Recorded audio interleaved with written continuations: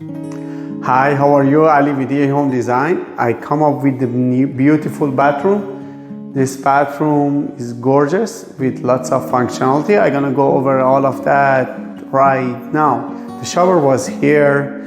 Another toilet room was on the other side. We convert the shower to the toilet room. We gave them two toilet rooms on the both side, and we gave them the bigger door on the entrance.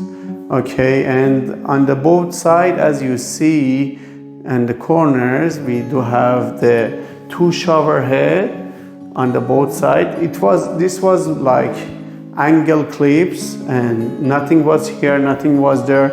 Here was the top, and we add the frame. No curb shower pan here, as you see here. No curb shower pan and wet room. We gave them wet room. They don't need any glass panel on this side, the other side, because this wet room is huge and big.